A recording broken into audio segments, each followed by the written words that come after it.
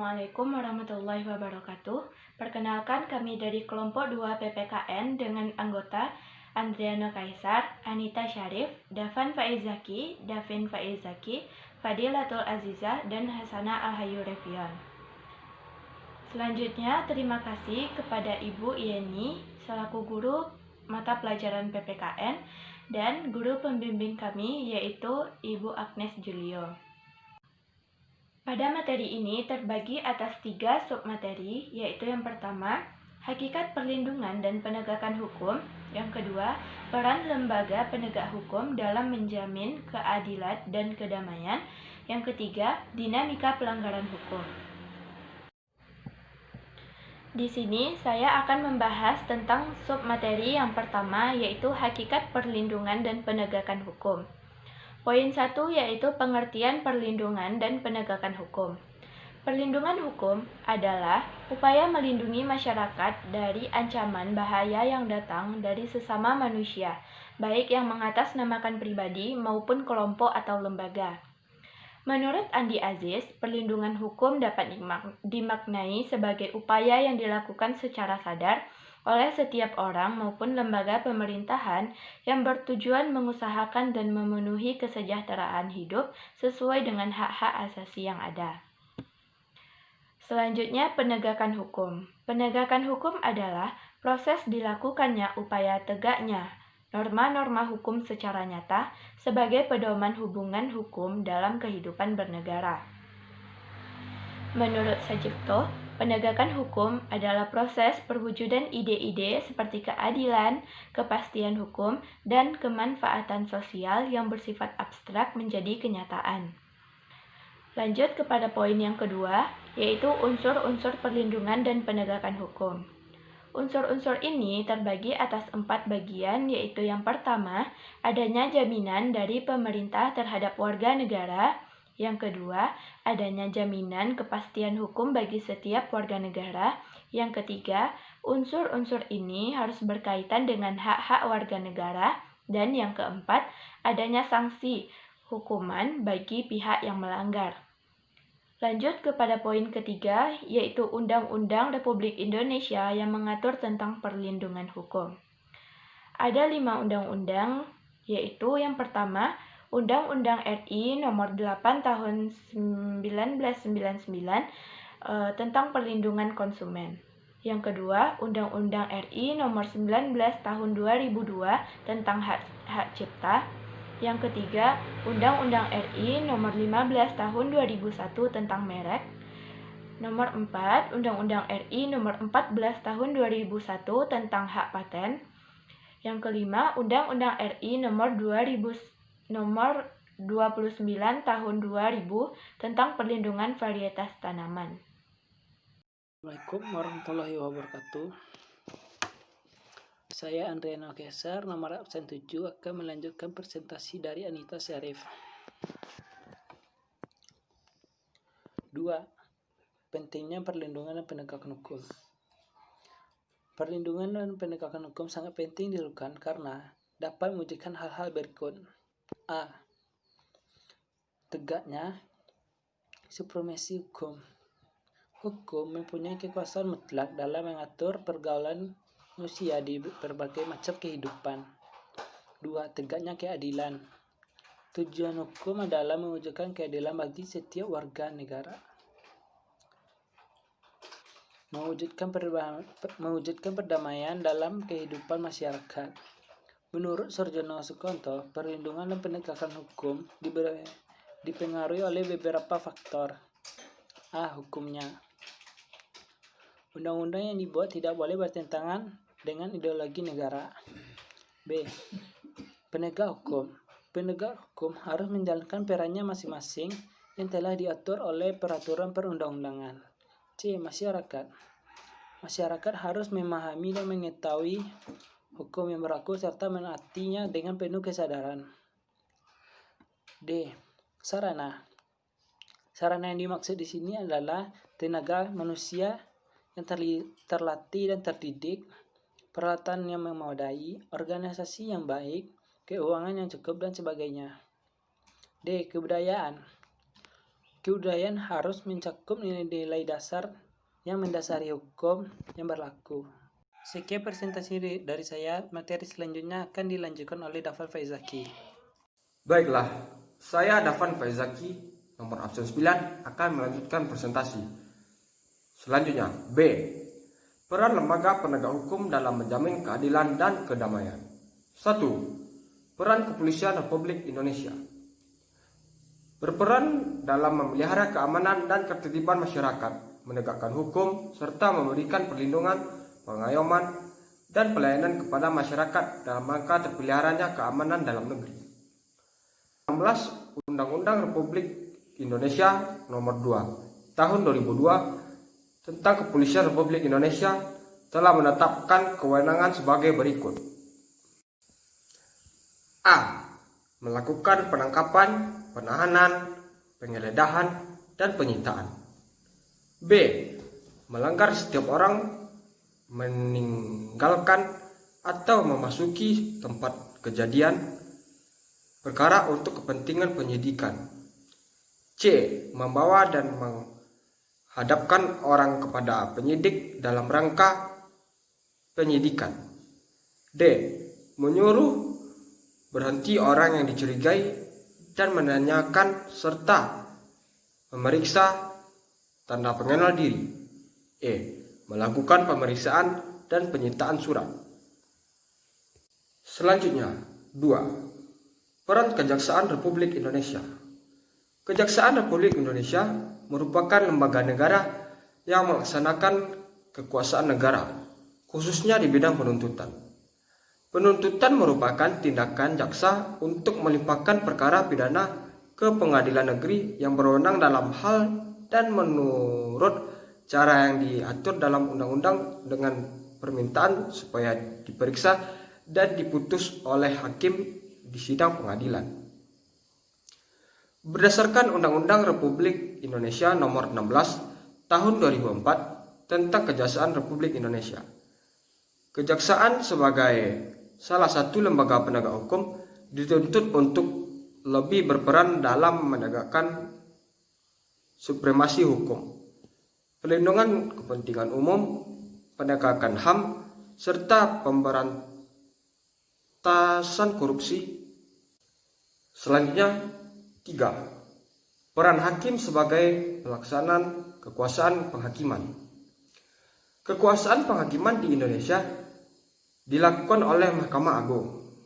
Badan peradilan yang berada di bawah Mahkamah Agung meliputi badan peradilan yang berada di lingkungan peradilan umum, peradilan agama, peradilan militer, dan peradilan tata usaha negara, serta oleh sebuah MK. Hakim adalah pejabat peradilan negara yang diberi wewenang oleh undang-undang untuk mengadili.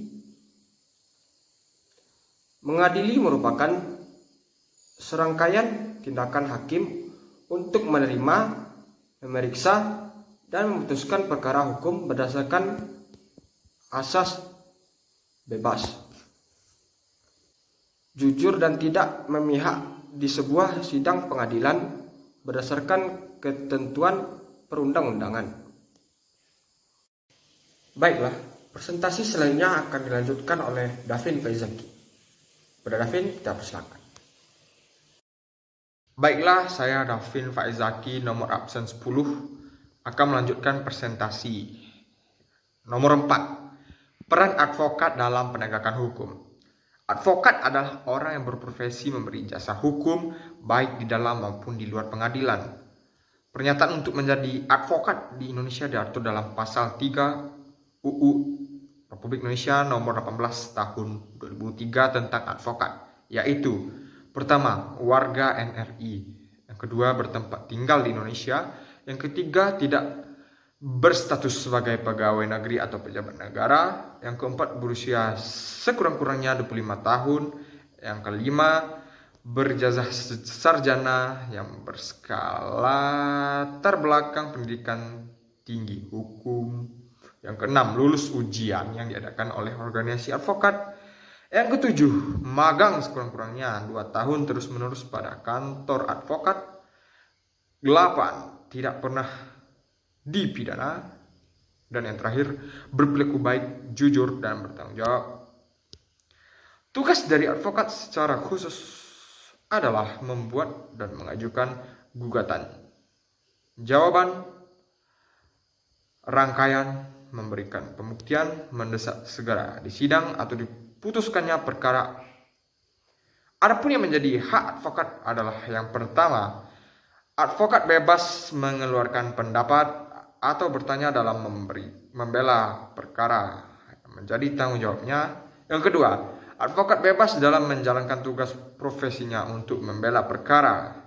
Yang ketiga, advokat tidak dapat dituntut baik secara perdata maupun pidana.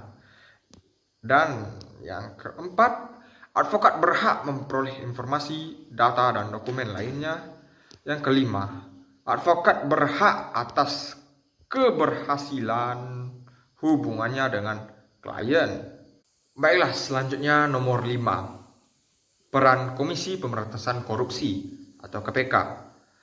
KPK adalah sebuah komisi yang dibentuk pada tahun 2003 berdasarkan UU RI nomor 30 tahun 2002 tentang Komisi Pemberantasan Tindak Pidana. Tugas KPK yaitu yang pertama, koordinasi dengan instansi yang berwenang melakukan pemberantasan tindak pidana korupsi. Yang kedua, supervisi terhadap instansi yang berwenang melakukan pemberantasan tindak pidana korupsi.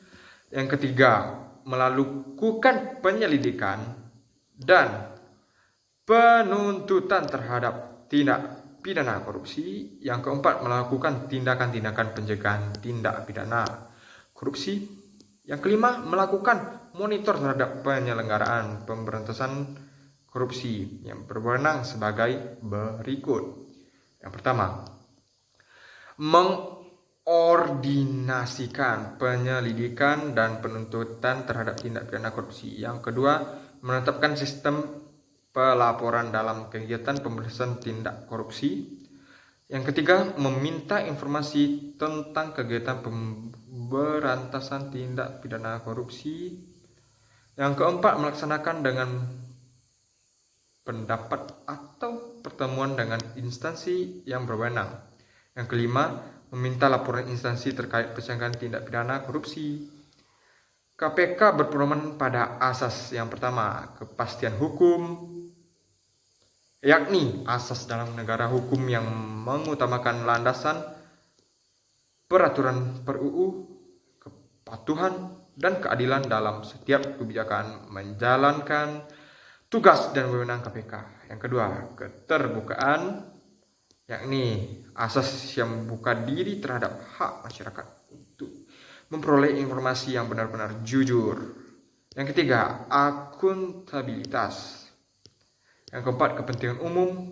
Dan yang terakhir, proporsionalitas, yakni asas yang mengutamakan keseimbangan antara tugas, wewenang, tanggung jawab, dan kewajiban KPK.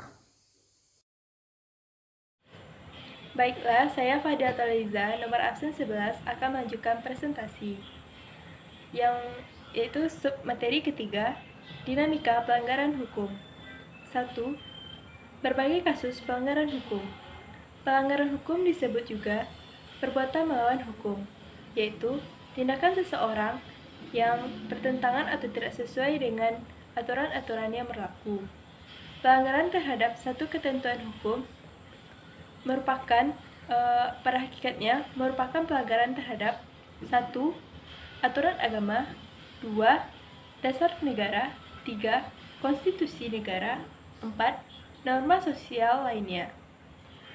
Pelanggaran hukum merupakan bentuk ketidakpatuhan terhadap hukum.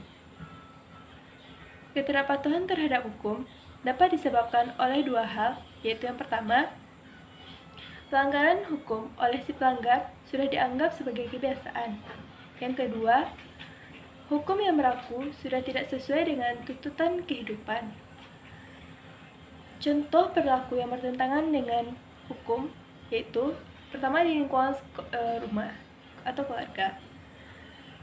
Contohnya, tidak mengabaikan perintah kedua orang tua, menonton hingga larut malam, beribadah tidak pada tepat waktu. Yang kedua yaitu di lingkungan sekolah. Pertama yaitu contohnya mencontek dalam ulangan, bolos dalam jam pelajaran, dan datang ke sekolah terlambat. Yang ketiga yaitu di lingkungan masyarakat. Yang pertama yaitu mangkir dari tugas ronda malam. Yang kedua, melakukan perjudian. Yang ketiga, main hakim sendiri. Dan banyak hal lainnya yang dapat dilakukan melanggar hukum dalam lingkungan masyarakat. Yang terakhir itu di lingkungan bangsa dan negara.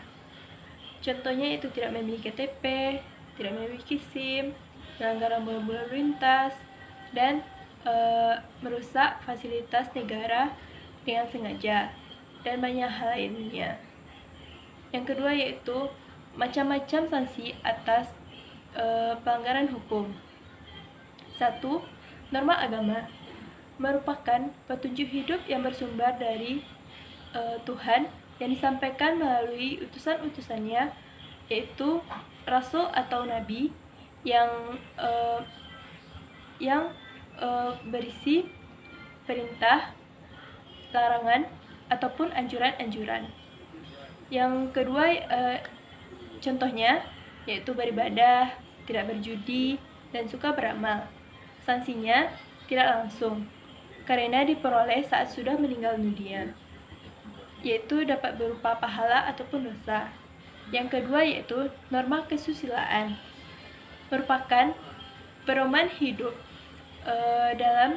yang bersumber dari hati nurani manusia tentang baik buruknya suatu perbuatan.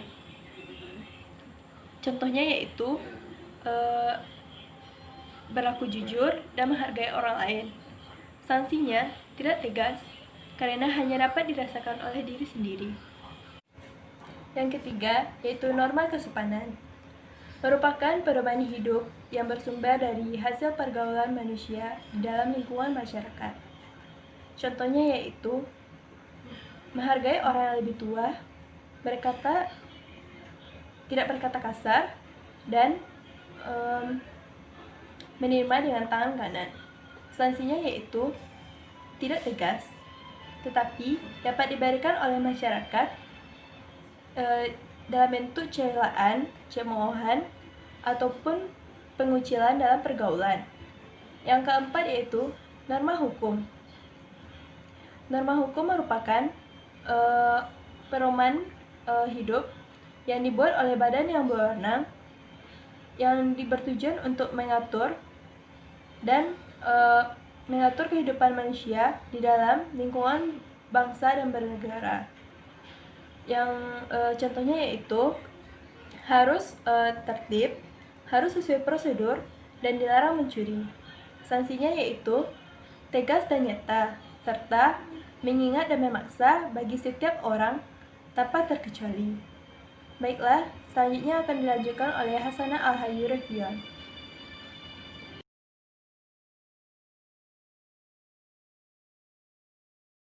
Baiklah, saya Hasanah Al-Hayu Revion nomor absen 12 akan melanjutkan presentasi.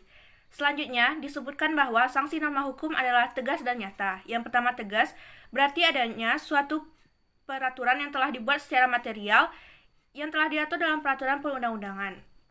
Ditegaskan bahwa sanksi pidana berbentuk hukuman mencakup yang pertama hukuman mati, yang kedua hukuman penjara yang terdiri atas hukuman seumur hidup dan hukuman sementara waktu, setinggi-tingginya 20 tahun dan sekurang-kurangnya 1 tahun. Yang kedua nyata adalah berarti adanya aturan secara material telah ditetapkan kadar hukumannya berdasarkan pelanggaran yang diperbuatnya. Sanksi hukum diberikan oleh negara, sedangkan sanksi sosial diberikan oleh masyarakat. Namun, jika kedua sanksi tersebut belum membuat pelaku jera, maka ada satu lagi jenis sanksi, yaitu sanksi psikologis yang berasal dari hati nuraninya sendiri. Selanjutnya adalah partisipasi dalam perlindungan dan penegakan hukum. Kepatuhan hukum berarti seseorang memiliki kesadaran untuk memahami dan menggunakan peraturan perundang-undangan yang berlaku, mempertahankan hukum yang ada, dan menegakkan kepastian hukum.